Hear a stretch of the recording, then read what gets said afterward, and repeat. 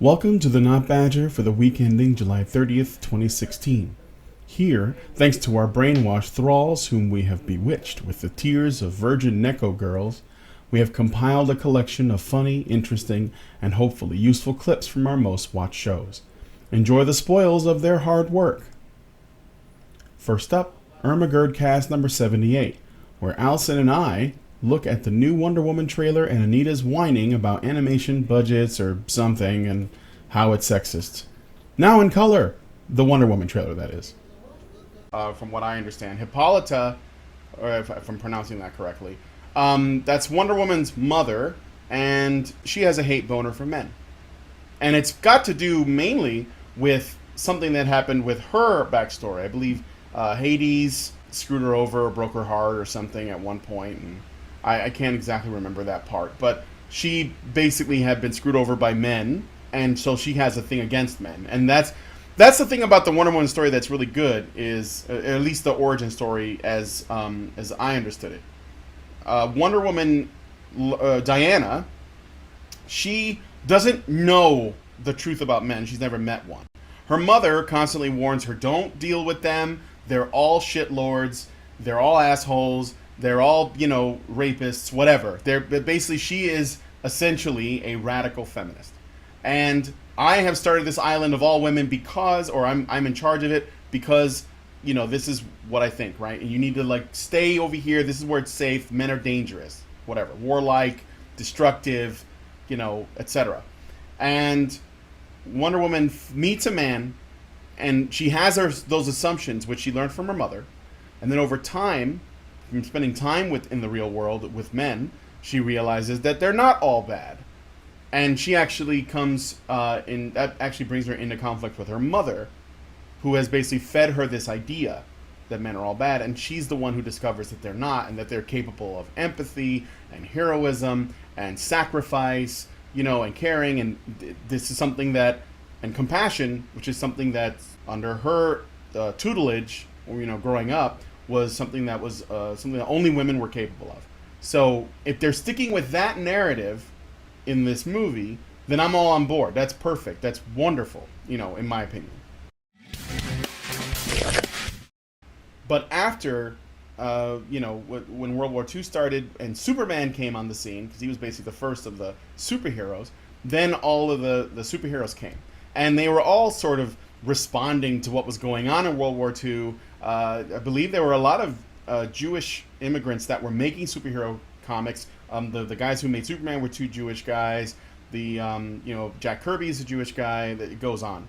So Wonder Woman is a product mostly of World War II, but for the purposes of not being conflated with Captain America by people who don't really read comics but do watch the films, they put her in the World War I setting, which I'm okay with. In fact, I'm excited about, because there aren't really a lot of movies that take place during World War I. So I'm actually really interested. I think that they should make more of those. I'd like to see that.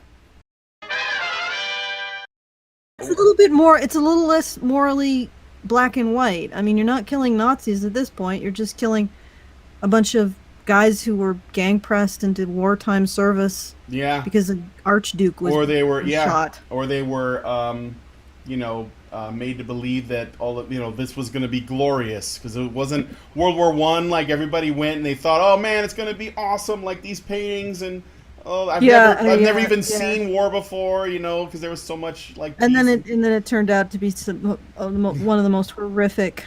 Yes. Just god awful. I think it was worse than. I think it's pretty much worse than World War II, because at that point they'd gotten tanks and they could break through trenches. Whereas with World War I, it was all just sitting around waiting to die, calf deep in mud and shit. Mm-hmm. And the technology was stuff people weren't ready for, such as mustard gas, which was horrific, right? Everybody thought it was going to be all noble, and there was going to be sword fights and. I don't know, whatever they expected, but when the chemical warfare came, so it was the first. Well, I mean, the first real look at industrial warfare was the Civil War, but this definitely upped the ante. the people who write this story, if they do not address the fact that Wonder Woman has to take responsibility for her power in a society of people who are considerably less power than her, they don't actually believe that she's powerful, and they don't believe it because she is a woman. Mm-hmm. Period. They think that that's an impossibility. That's how you resolve this issue. When you create a powerful woman and she doesn't take responsibility for the power, it's because the people who write her don't actually believe that women are powerful or have any power they have to take responsibility for. Yeah. They are so invested in the mythology of female weakness that even Wonder Woman is a victim. The most powerful woman. Yes. And they would they would have some nerve to have it take place during World War II, where so many men died, and they don't even know what they died for. Yeah. Or World War One. I'm sorry, World War One. Yeah, it's the World War. Yeah. And then we had women handing out white feathers at the same time, shaming men to go die for a war that nobody knew what the fuck was about. So, Anita.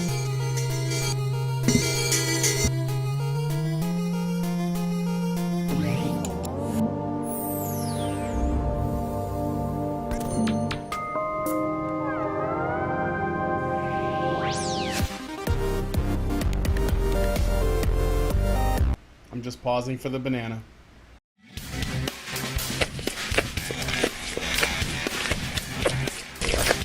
Yeah, I like how she's still digging up shit from like 2 years ago, when the fucking game development community, or whatever you want to call it, game developers have already bent over backwards to satisfy her whining and her groaning about, you know, all the sexism. And then this is why you'll never live this shit down, ever. Because she'll just dig up, like she had fucking clips from Ninja Gaiden, which came out in the 80s.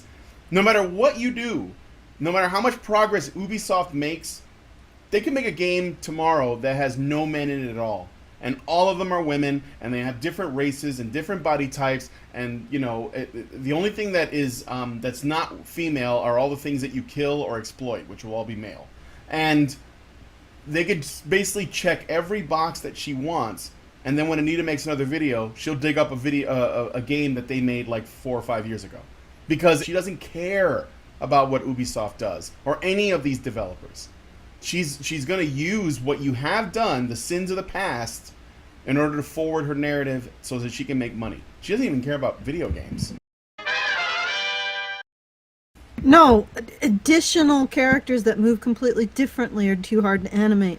You could be advocating for iguanas in games. It's not even that it's too hard to animate. It's just that it takes longer. And yeah, equal representation for the iguanas, right?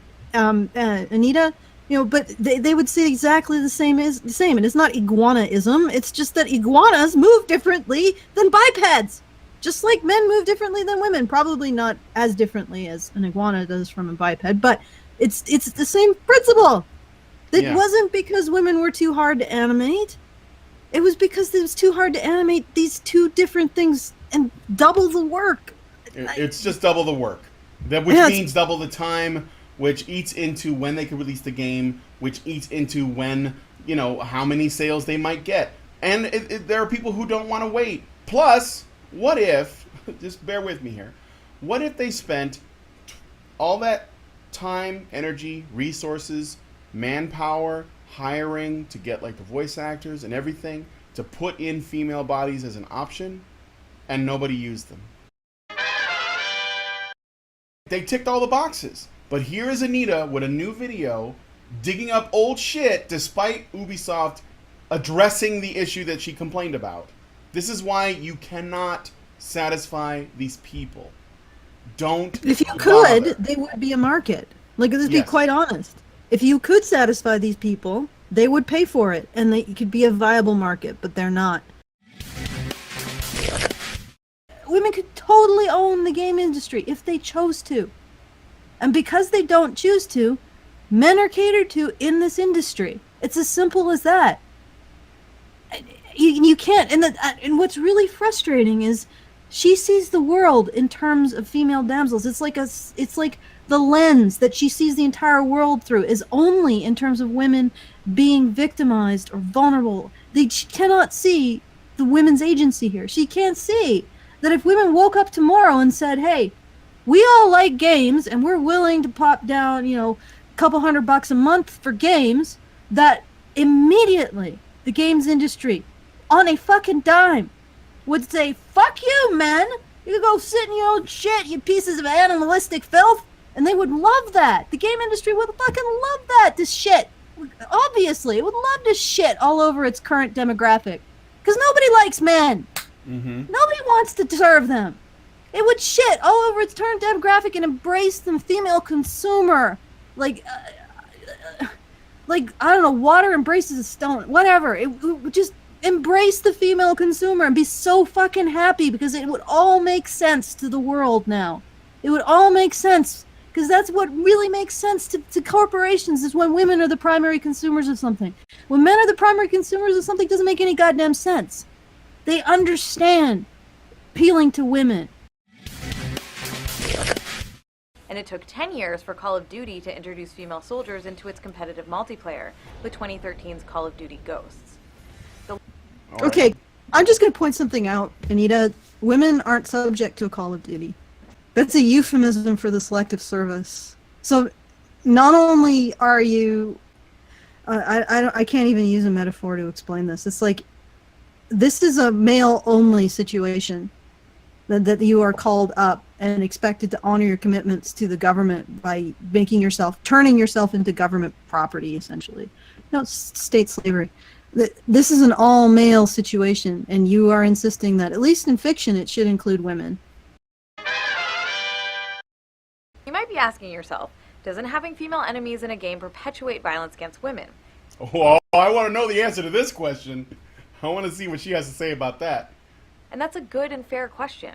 When we refer to depictions of violence against women, we're generally discussing situations in which women are being attacked or victimized specifically because they are women.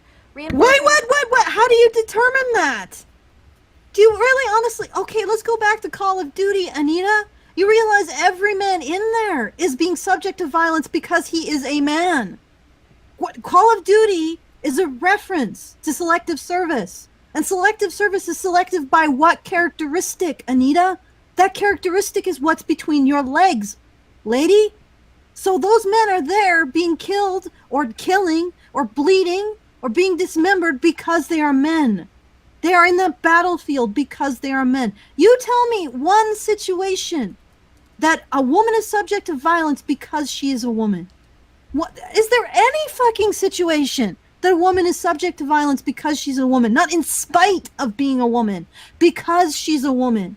Last week we talked about a boy who got his head chopped off because he was seen as a military combatant. That happened to him because he was a boy.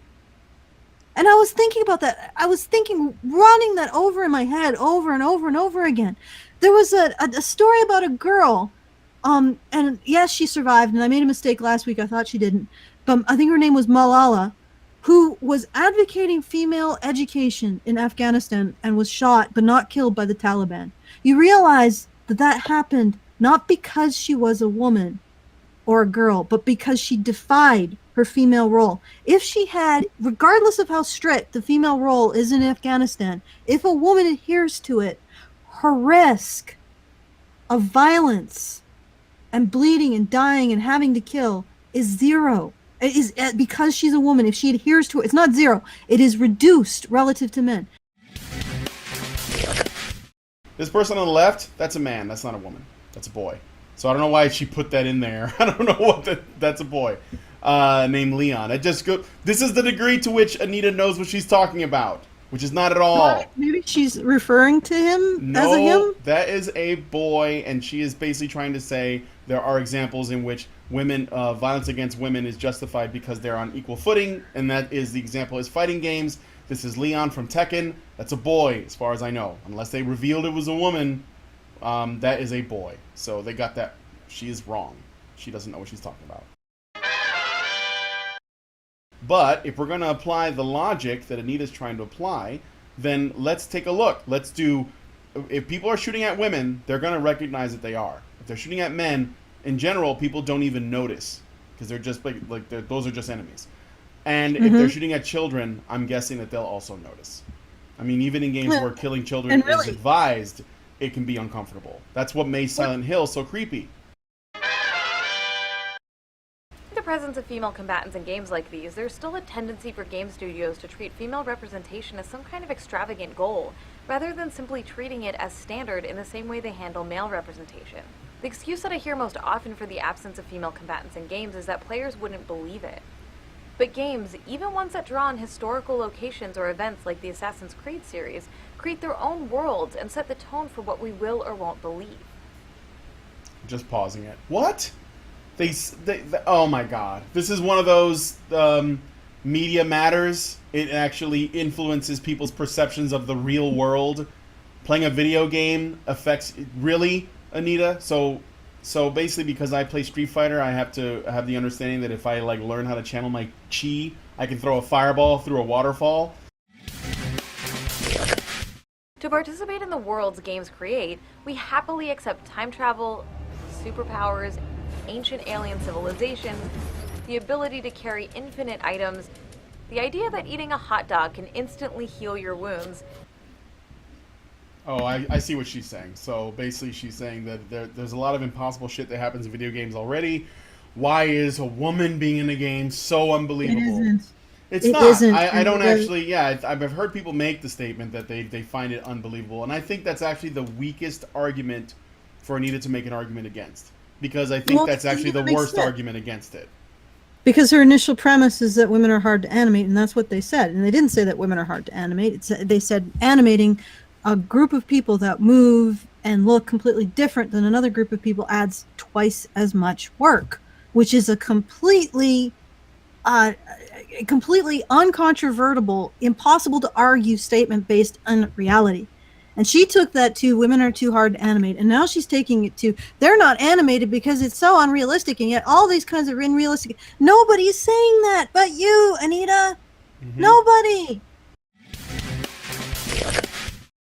I mean, it's basically what we do when you say be a real man, as we just treat men as extensions of our own wishes and desires and expectations. A male game character is just like a man in the real world. We use in the game world we use a controller. In the real world we use be a real man. Isn't that interesting? The media we engage with has a powerful impact on our ideas of what's believable and what's not. This is the same old thing. The media that we engage with, it impacts our ideas. Not if we're over the age of fucking 5 and we understand the difference between fiction and reality. But okay, Anita. Okay. In Polecat cast number 72, we talk about how the DNC leaks... Well, the DNC had email leaks.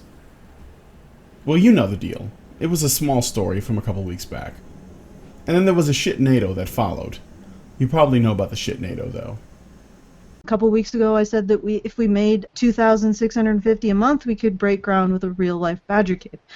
And that amount would allow us to cover the monthly costs for brick-and-mortar location. And I'm breaking down that amount into specific steps that we need to make this happen.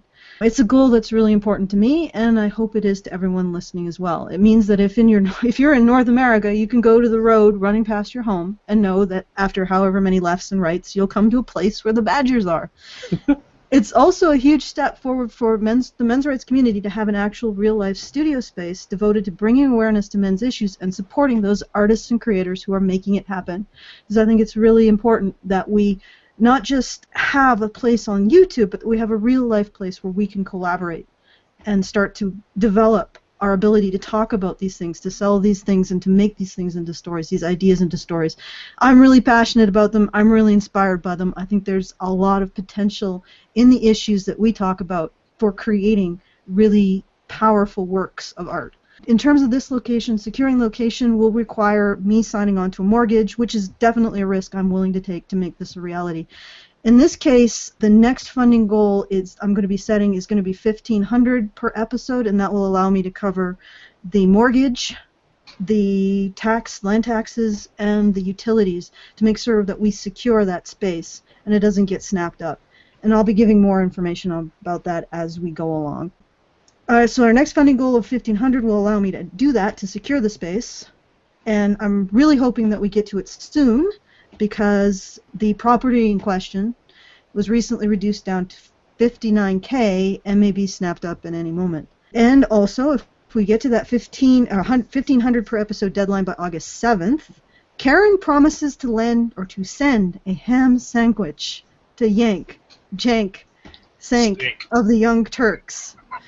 For those of you who don't know, when Karen appeared on the Young Turks, Jank got so pissed at her apostasy, he demanded she make him a sandwich in grand walrus style. Make me a sandwich, woman. So, if you want to make this a reality as much as I do, and you want to see Yank get that sandwich he demanded from Karen so passionately, then support us at www.patreon.com/honeybadgerradio.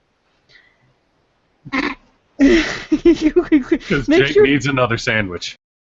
On the same day, DNC Links already is trending on Twitter as WikiLeaks starts to find and share on social media several key emails in completely exposing the corruption in the committee. By the way, Twitter has actually made it to where the DNC Links hashtag could not trend by fucking with things. No, they couldn't.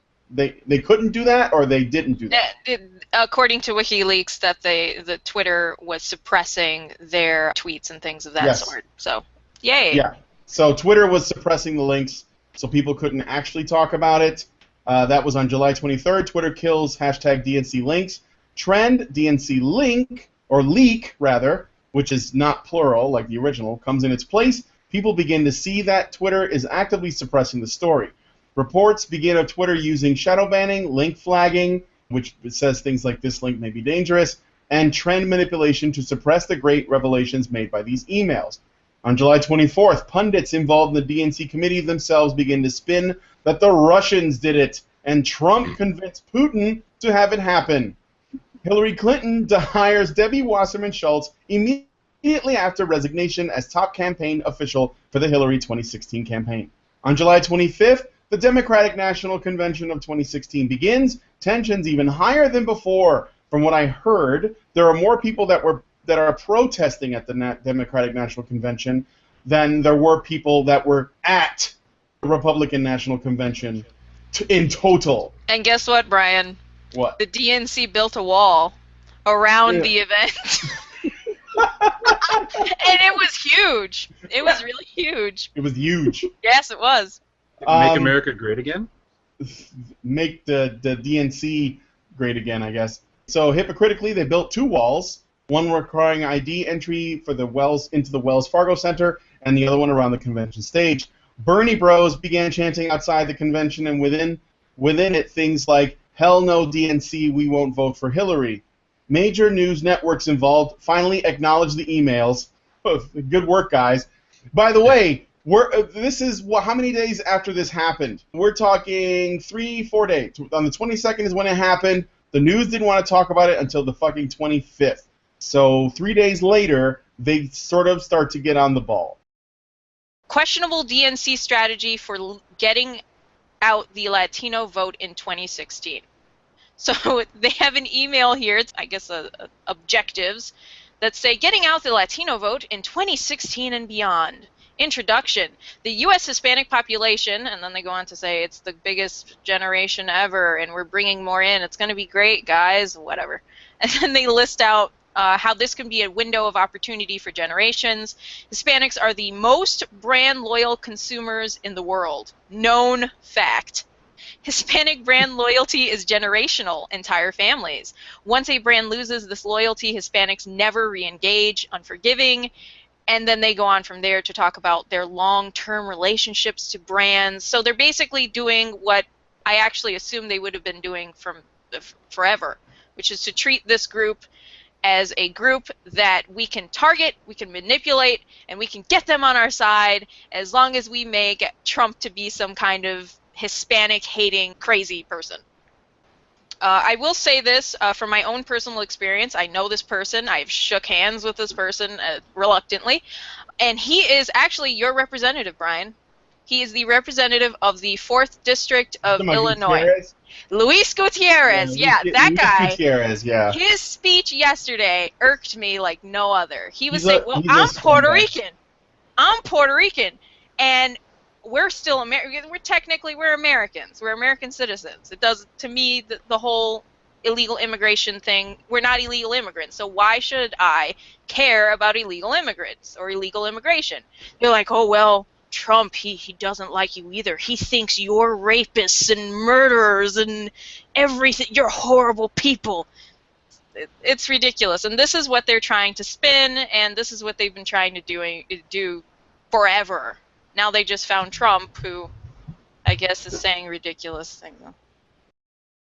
So it came out about the Republicans in the 90s. There was a lot of anti-religious and anti-gay stuff and pro-religious stuff that was debunked real fast when, like I said, when Clinton's camp kind of let loose all of the things that they were holding on people. But once again, that's a situation where the party's going, we're the party that's above that. We're the moral party. We're your friends. Your church should have organized parties for us, things like that. And it was a lie. Well, in this case, the lie on the Democrat side is they're the racists and we're better than that. Because we don't really have the other side doing that so much. We have the other side doing, oh yeah, you say we're the racists and you're better than that? Well, you're the party of the KKK. Your history shows that you're not better than that. But they're not saying they're the racists and we're better than that. And it's what we've got here is people have bought it. People have bought it ever since the 60s. And it turned out to be a very big lie. And did you know that it's not only the Russians that are likely responsible for the leak, which was a plot by Putin to put Trump in office, apparently, but also WikiLeaks is being run by alt-right gamer MRAs. Yes, that's right. Dun, dun, dun. We're running WikiLeaks? Wait, Yeah, we're going to give away all our secrets. Yes, MRAs. For a group that's so insignificant and laughable, we There's certainly only have a 300 of great us. deal of reach. There's Yeah. only 300 of us. Fingers in everybody's pies. I know. Oh, Is That's that the pie rape rape? culture. Yeah. I got it. oh man. You went there, did you? Yes. I did, and I did it Pie before rapist. Hannah. And I can't count how many times I've had guys ask, how can I tell the difference between a woman who's going to make a false accusation and a woman who's not? Because they can't. They can't tell. They don't know. They don't know what to look for. They don't know how to measure accountability in a woman. And it seems to be a shocking revelation when I say things to them like, don't have a romantic relationship with somebody that if you were looking at becoming their business partner, you wouldn't trust them. You wouldn't do it. Don't get involved with somebody who you already know lies to you. Don't get involved with somebody who feels like you owe them things. Don't get involved with somebody who can't thank you when you do something for her. You can't admit when you do something wrong. If they can't admit when they make a mistake. Mhm. Those are red flags. And women are taught to look for those red flags. In fact, women are taught not only to look for those red flags, but to expect a guy to pamper them. And if he doesn't pamper them enough, then they go for some other guy. How many people tell their sons, marry a woman who's going to take good care of you? They don't do that anymore. It's not even politically correct to say marry a woman who's not going to put you on the couch after the wedding. In Ohio, they have pushed through legislation to reduce the amount of time a man has to lay claim to his child if his girlfriend gets pregnant. So if his girlfriend can hide her pregnancy from him, she can keep him from having any custody rights, she can keep him from having any visitation rights, and she can still get child support. What choice does he think feminism gave men? Do everything women want or get hit with false accusations? Was that the choice? Or maybe it was get married or don't have any chance at custody rights if your girlfriend gets pregnant. And then, of course, if you do get married, you better work really, really hard to keep her because, yeah, you have a chance at custody rights. But in most places, it's a slim one. And if you fight for it, you put yourself at greater risk because that's when most women start making false accusations. That's when they start saying, oh, no, when we were married, he beat me. Oh, no, when we were married, sometimes I said no and then he raped me. And they'll use that in court to get more custody rights. to keep you from having a chance to be with your kids, to get more property out of the marriage, to get everything. It's really simple. Nice choice. Men are walking away from marriage because marriage is a situation of complete vulnerability. It enables all kinds of abuses against men via the state at their partner's behest. And I still am like baffled at that article. Simultaneously at the beginning saying, why are men walking away from marriage? And then concluding that men aren't walking away from marriage because marriage benefits them, then that's why they're walking away from marriage. This article is just gobbledygook. Mm-hmm. It doesn't make any fucking like this is the inmates. This guy's the therapist. The inmates are running the asylum, and the asylum is on fire, and it is also sinking in the Pacific. Now for Honey Badger Radio number 64. We discuss the future of men's rights, anti-feminism, and everything. The reason why our society can't come to grips with the notion of men's rights is that every society needs a scapegoat. Cis-het men are ours. Cis-het men are, as oppressor classes go, very unusual in that they are the first oppressor class in human history that's more likely to be shoveling the shit, I mean the literal shit, of the group they oppress. The cis-het women they oppress, that is, than the reverse. And if you question my logic here, imagine which is more likely to be in a literal sewer shoveling the shit of the people using the toilets than the reverse. Cis-het men or cis-het women? Unique in history, folks. I will agree with you that self-knowledge creates wisdom. Wisdom is the practice of truth. I absolutely agree with that. I think that most of what we need to do, and I think most of what we need to do isn't even necessarily activism. It's not marching, it's not agitating, it's not lobbying, it's not doing sit-ins, it's not all of those things. Most of what we need to do is inform people of reality. It's actually just opening people's eyes to their own biases, because these biases, as you have said before, and I have completely agreed with, they feel like a warm blanket. They're very, very comfortable. It's very, very comfortable to have more concern for women's safety and well-being and provision and protection than it is for men.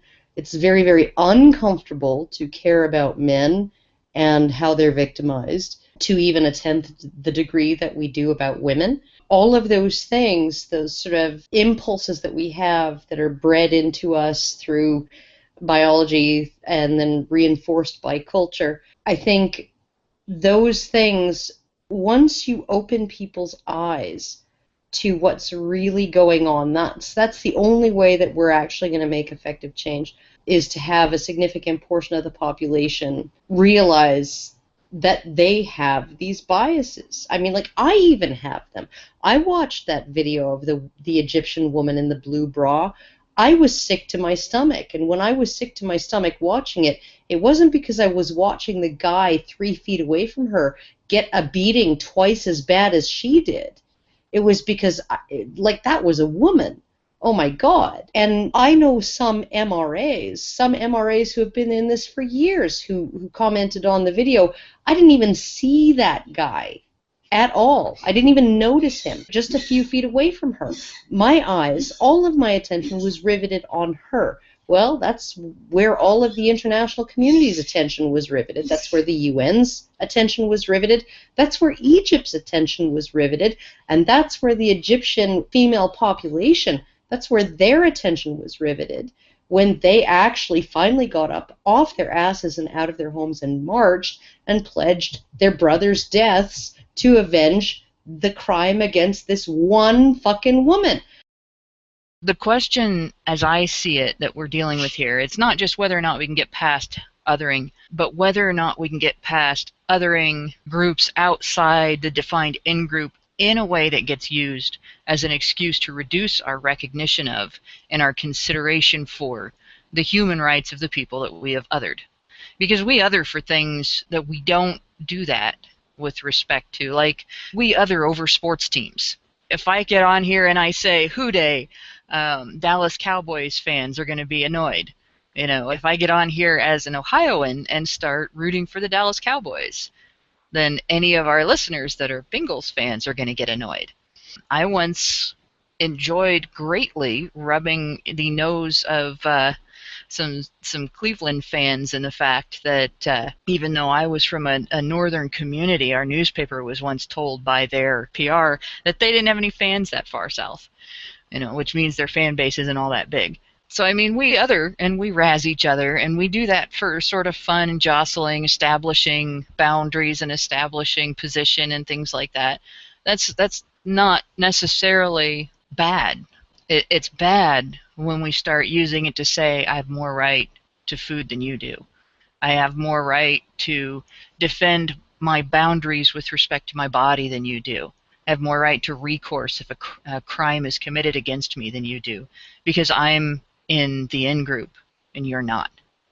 When we start fearing and hating the members of the other group, when we start feeling entitled to commit violence against the other, then it's a bad thing.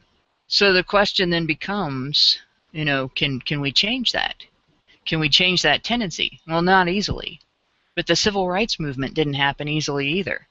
That took people putting forth information that contradicted beliefs that stemmed from that othering tendency, and continuing to demonstrate the truth of that information over and over and over again, even in the face of violent opposition, without responding in kind.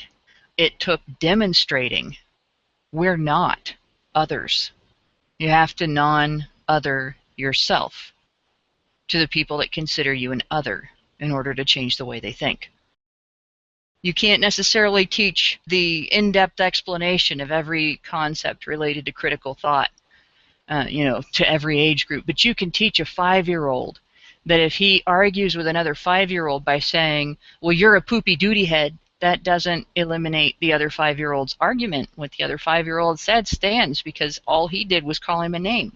You can explain logical fallacies to kids. And that's what the next civil rights movement is going to really have to be based on. Making common sense common again. Making society critical. And I think we're doing that now.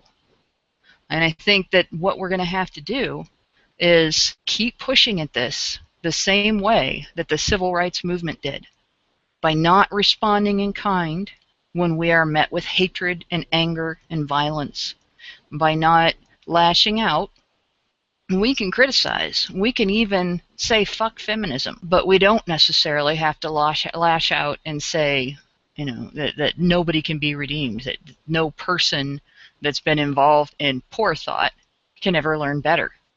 And that's basically it. And then we're going to have to sort of remain eternally vigilant on this, or at least until we actually do evolve past the need for living out groups that when we oppose them, that we can justify in our minds violating their human rights. So when people like social justice warriors, they most of the time their heart is in the right place. They think that what they're doing is the right thing. But their methodology is all wrong because they use identity politics and they use a progressive stack to say this is a group that's more disadvantaged, therefore we have to put attention on it. And by focusing on that, they end up othering the people who are not of that group. And they do it in varying degrees. And then inevitably you have at the other end of that spectrum a group that is completely acceptable to be violent towards, to completely dismiss, to completely ignore, to insult, to belittle, to whatever. Of course, that doesn't actually fix anything. It actually creates a great deal more hostility between, SJWs and the people that they stand opposed to.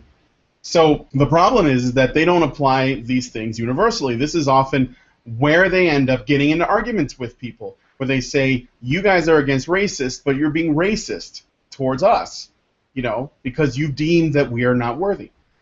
So what we need is principles that can be applied in a universal way. If it is wrong to do X, it is wrong to do X in every single circumstance, no matter what direction it goes. And that's the end of it. But people, it would seem, the populace and the media and academia and all these other sort of institutions, they don't want to talk about things from that more sort of universal perspective.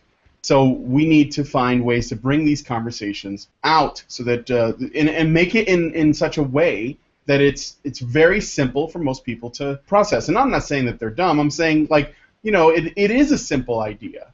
It's social justice warrior thinking is overly complicated, and that's why they end up contradicting themselves often and all that. Whenever you other a race, because you are racist against them, you always focus on the males of the other race. When the police are shown with in footage beating people up, black folks or whatever, and they use that to like push this narrative of racist cops beating up on innocent black citizens or whatever, they're always black men.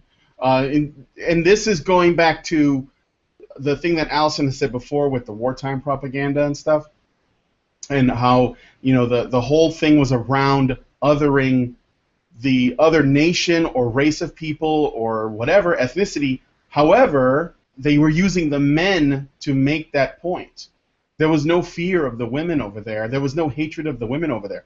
And they also used the women of their own tribe as a means to measure the morality of their own people, to say, look at how well we treat our women, look at how badly they treat their women. Look at how scary those men are, and look at how noble our men are. So I think that there is misandry before there's racism.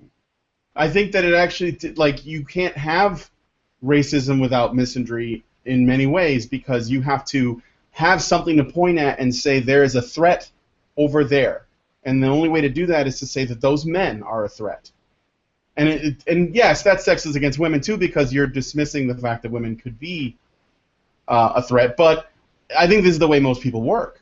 And this is the same for gay folks. When gays are discriminated against and they get decapitated and thrown off of buildings, it's not lesbians that's happening to. It's gay men that's happening to.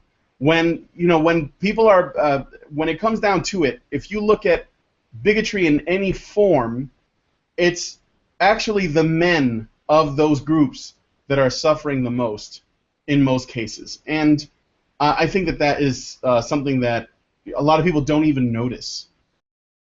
Now, the elephant in the room, which I shall endeavour to answer, is who do we other? Is it feminism? Well, it's one of them. It's something we all happen to not identify with. None of us identify as feminists. None of us identify as Zoroastrians. It's perfectly possible. Sorry if I've jumped the gun on any Zoroastrians. But if I knew it. Now you're going into my dad's territory. I think he might identify as a Zoroastrian at this time. He might not. He might be going through an agnostic period. But if he wants on the team, he's just fine. And if Based Mom wants to join the team for a day, I'm sure would be open to the possibility of accepting at least one feminist. The point is, we each individually have a series of isms that we think of as others, if only by virtue of refusing to identify as such. I, for one, think the very concept of isms is, dare I say, problematic. But anti-identitarianist is one of the biggest headfuck inception words I've ever heard of. So some of us don't like Marxism, some of us don't like nationalism to various degrees. I'm sure there are some of us who don't appreciate Impressionism or disco and so on, or even pragmatism versus idealism is a dispute I don't see getting resolved any day soon. Each side has its merits. So I'd say each of us in Honey Badgers and everyone in the audience has a unique perspective on how effective or nefarious each particular ism is. And in any case, it's the ideas, not the people. The informational content, not the human vessels. I wouldn't say feminists are the enemy, just like I wouldn't say Muslims are the enemy. I'd say most of the stuff feminists talk about, and most of the stuff in the Quran, is arguably worth othering, i.e. feminism and Islam. But it would be nice if these things were the purely imaginary makeup of the purely imaginary other we are looking for in a necessary enemy. But at this point, it's the nature we're looking for in a necessary enemy. In the tribal times, both men and women belonged to the sacred object, although often it was the mother who who is, in essence, our first model of human belonging, who modeled what was out-group and what was in-group, and who defined the sacred object thereof. And in this modern era, what we've done is we've essentially reduced the sacred object down to women's bodies. And before, any feminist or other philosophical traveler of feminism objects, that doesn't necessarily do women any good, because when women's bodies become the sacred object of a society, their personhood becomes sacrificed in that process. And what I mean by personhood, you develop your personhood by the consequences of your actions and understanding the consequences of those actions in a greater world. When you value a woman's body over her personhood, you do not value her learning from the consequences of her actions to the same degree as you value the same with men. So you will soften those consequences, or you will render them invisible, or you'll transfer them to a man. But in every case, that means that you deny women the room and the space and the right to grow as people. So this is not a situation where I'm saying that this is necessarily a good thing for women. And what's really interesting about all of this is that feminists in many ways promote the female body as sacred, and far more sacred and more important than her personhood. So we're supposed to just universally respect the female body and not respond to the actions of the individual within it with consequences as dire and as important and as impactful as a man. Yeah, well, I wanted to interject. A perfect example of that is when Stephanie Guthrie said, she tweeted out, "I found out who that fuck was who made the punch a woman in the face game," regarding the beat up Anita game. Not punch Anita in the face, not punch Sarkeesian in the face, not punch a feminist, but punch a woman in the face. That was all that she cared about, was because it was a woman. I love to work towards a society where we recognize that our personal consequences are much a part of us as our bodies. And that when you deprive people of your personal consequences, you are depriving them of something as profound. Well, I mean, we don't die immediately, but in many ways, it's like depriving them of food and water, because they do not grow. And that's what we do to women when we reduce them down to these sacred objects and remove from them their consequences of their actions and recognition of their personhood. Finally, in Fireside Chat number 40, we speak to resident YouTuber and MRA type person, anti-feminist content creator, and, well, more importantly, non-drinking buddy because he doesn't drink, Spinosauruskin. I don't know if I actually watched Honey Badger Radio by the time when I started watching making videos. Oh no, I did. I did watch Honey Badger Radio before I started making videos. But it was Doc who I had I kind of took inspiration from. That's right. I'm your mini-me. It's not even that mini. No. It's like you're still a lot bigger, though. You're a lot bigger than me. Well, bigger, somewhat. Yeah, you wait till you're in your 30s, you'll have a gut like this as well. I meant taller, but, Do you think that we can, at some point, ever find a way to both care about men in the same way that we care about women, and also hold women to a standard of behavior that is parallel to the way that we hold men to a standard of behavior? Because I don't think it will ever be the same. I think we can get closer to an egalitarian society, but trying to get 100% total equality everywhere, it's kind of, well, you'll eventually be it will eventually be just impossible, and it's mostly just we need to get the big issue solved, and then work out at what point do we is it a waste of resources to keep fighting, pretty much. Okay. And eventually we're going to get to the point where say we got to the point where the sentencing gap was 2%. Is it really like a serious human rights issue at that point? Probably not. 2% isn't. It's not a be-all end-all amount. But at the moment, we've got a sentence. We haven't just got the sentencing gap of something like 60%. But we've got a sort of female gender discounts on basically every level of the criminal justice system. So there's still a serious issue there. I still need to go into Philip Davies' talk and add up all the numbers, see how much of a difference a man would hypothetically get as opposed to a woman, and see how many, if men and women committed the exact same crimes at the exact same rates, with all of the percentages we know, how much would we actually be able to tell? How many more men would be in prison than women? I genuinely think that what we do need people who are really good at not appearing hostile, at not appearing like really. You can't sound like an arsehole, basically. Even if you actually are one, you don't want to sound like one, and even if you're not one, yeah. Yeah. It's like you want to make sure that you can be. You want people to listen. You want people that want to listen. This is good advice for when you have any control over the edit or the outcome. By the way, if you're live on someone else's show or something, you cannot escape the edit. You say that we don't know how to talk to the media properly. It's impossible. It's literally impossible to talk to these media cretins and not get twisted into the soundbite they're looking for to do you. Actually, Josh is brilliant at this, because the fucking BBC interviewed him for ages, and the worst thing they could find him saying was something about drunk sex in his video. Yeah, because Josh has he can speak like a politician. I'm not saying he does speak like a politician, but he knows that language brilliantly, and he can do it on his feet. Yeah, that's the sort of thing we need. I have to admit, Josh is like the gold standard for what you want to do when it comes to speaking to media. You've got to be like Josh. And yes, okay, I think you are really crushing on him now. I knew someone was going to say that. There is a spectrum of mental states on the men's rights and in feminism, right?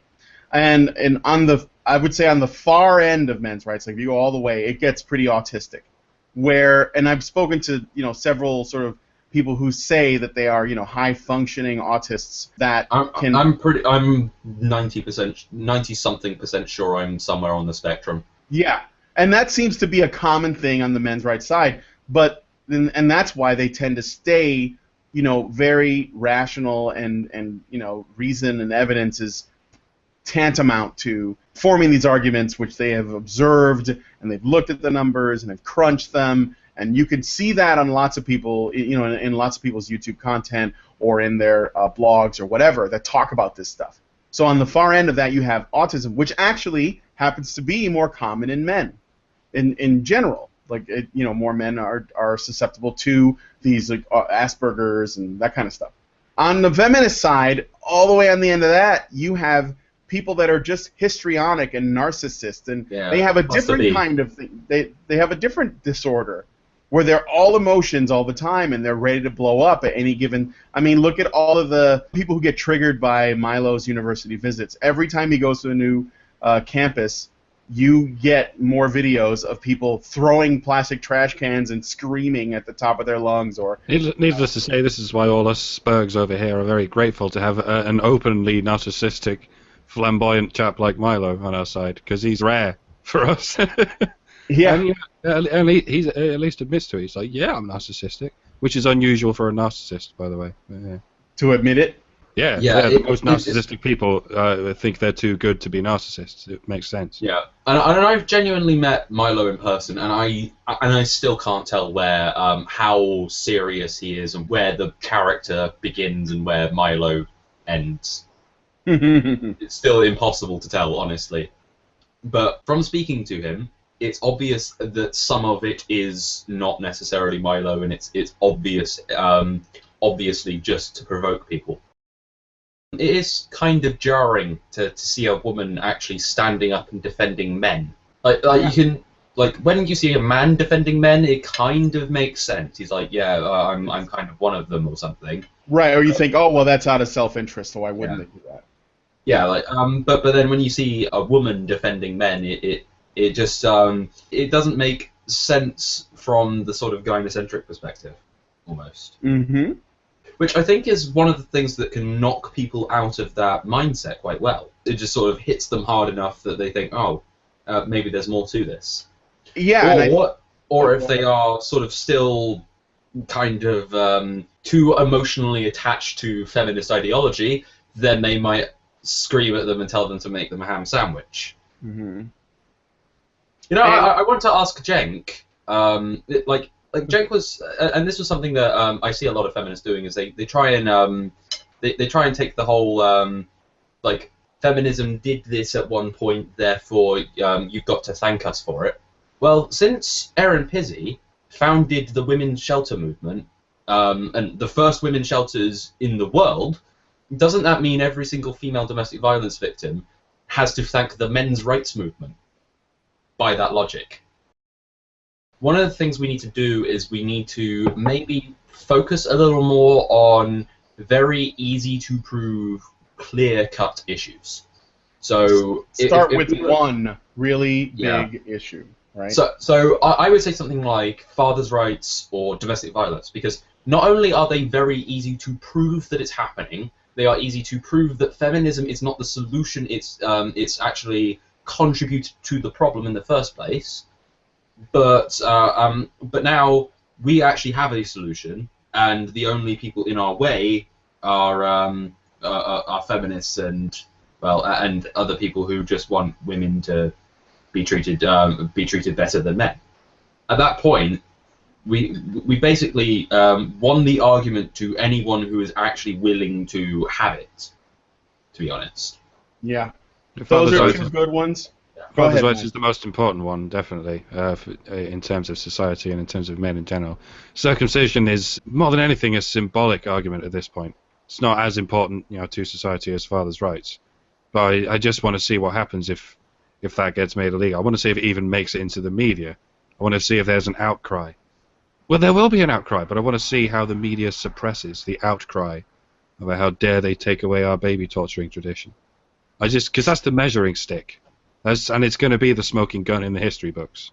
Oh, there was worldwide oppression of women, was there? What about that fucking foreskin farming industry you had that transcended all religions? Mm-hmm. I was going to say that circumcision is probably the issue that will probably resonate the most on an emotional level, because once you start talking about... You're cutting bits of babies. Yes, you're doing this to babies, and women generally very much care about babies. So, and to be honest, you're not going to be able to make a lot of progress with men's rights unless women get involved with men's rights. I don't care how much economic inequality there is, as long as the people at the bottom aren't in fucking hell. And at the moment, what we have is most men, a lot of men, are in hell because of the human rights disparities.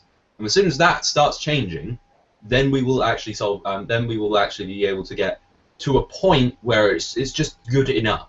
And that's going to be different for every person. So what we will end up seeing is the MRM will start shrinking again when the issues start to get solved.